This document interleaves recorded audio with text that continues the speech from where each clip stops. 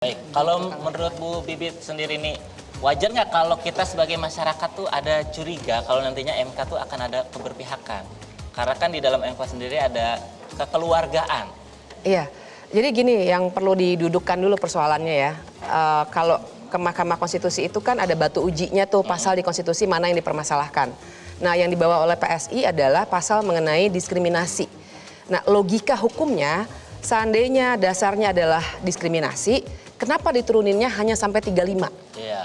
Karena kalau logika hukumnya diskriminasi, kalau disetujui oleh MK, maka dia akan melakukan diskriminasi lagi, tapi untuk manusia-manusia yang umurnya di bawah 35. Iya. Gitu. Jadi menurut saya dari awal saja permohonan ini sudah bermasalah. Karena disesuaikan banget kayaknya Disesuaikan ya. banget dengan Ya, orang-orang yang ingin dicari-carilah diajukan. argumennya. Kenapa nggak langsung Iya. 21 kan? 21 Kenapa nggak nikah langsung aja benar? boleh, masa capres Sebenarnya nggak boleh? disamakan Kan aja. 17. Orang yang sudah memilih harusnya Bisa boleh dipilih. Boleh dipilih. Tapi harus diberikan tambahan, misalnya rekam jejak gitu.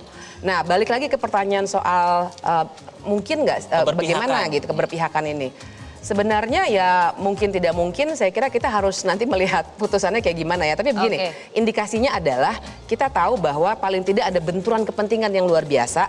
Karena Ketua Mahkamah Konstitusi memang adik ipar dari Presiden Jokowi, itu satu. Jadi Dan kalau publik merasa seperti itu wajar. perasaan publik begitu, walaupun dalam sidang yang saya waktu itu juga hadiri, ketua menekankan tidak mungkin saya dan seterusnya. Tapi secara etik memang ada benturan kepentingan yang tentu saja membuat publik terpicu mikirin suzonnya gitu ya.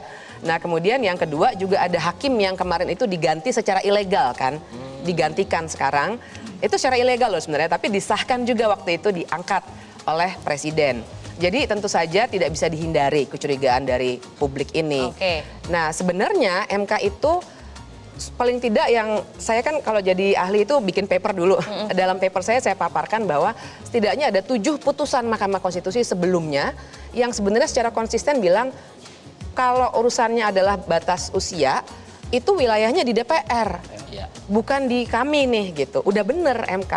Nah makanya harusnya kalau mereka konsisten, mereka nanti akan menyatakan ditolak. Kalau mereka konsisten, ini clear banget. Ini sebenarnya masih berjalan juga sih Ya, ya. apalagi prosesnya kalau ya. kita dengar tadi pernyataan Hakim Konstitusi dalam hal ini pasal di Isra kan, beliau sudah mengatakan ini setting politiknya apa? Kan artinya beliau mengatakan kayaknya nggak murni-murni amat nih soal benturan konstitusi kan kira-kira gitu ya. Ini lebih karena ada hasrat politik untuk mencalonkan seseorang sehingga dimintalah ya dari 40 ke 35 tahun gitu. Ini kayak Jelajahi cara baru mendapatkan informasi. Download Metro TV Extend sekarang.